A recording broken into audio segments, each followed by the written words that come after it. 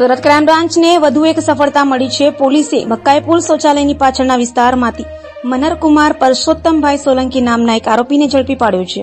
આરોપી પાસેથી પોલીસે એક દેશી બનાવટની પિસ્તલ અને 2 જીવતા કારતૂસ જપ્ત કર્યા છે।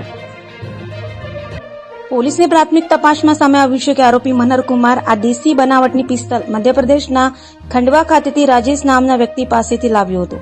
આરોપીએ પોલીસને જણાવ્યું હતું કે તેના મિત્રો સાથે મારામારીના એક ગુનામાં સલાબતપુરા પોલીસ સ્ટેશનમાં પકડાયો હતો। આ જૂની અદાવતમાં પોતાના સ્વરક્ષણ માટે તે આ પિસ્તલ લઈને ફરતો હતો। આ મામલે સુરત ક્રાઇમ બ્રાન્ચના ડીસીપી શ્રી ભાવેશભાઈ રોઝિયા સાથે આપણે વાતચીત કરી હતી। સાંભળો તેમણે શું કહ્યું।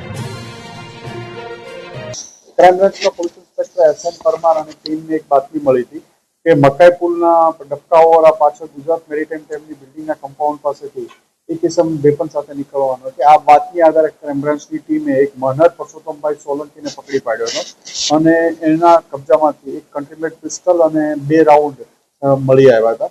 આ પિસ્તલ છે એને 30,000 રૂપિયામાં ત્યાંથી મધ્યપ્રદેશ ખંડવાથી ખરીદી હતી અને રાઉન્ડ બંને સાથે લઈ 30,200નો મુદ્દામાલ કબજે લીધો હતો।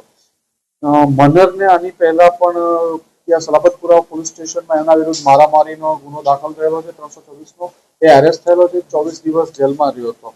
આ બનાવના અનુસંધાને પોતાની પાસે વેપન રાખતો હતો કે સામેવાળા ફરીથી એના ઉપર એસોલ્ટ કરશે એના એ આધારે પોતાની પાસે વેપન રાખીને ફરતો હતો એટલે ક્રાઇમ બ્રાન્ચની ટીમે એને વેપન સાથે પકડી પાડ્યો છે।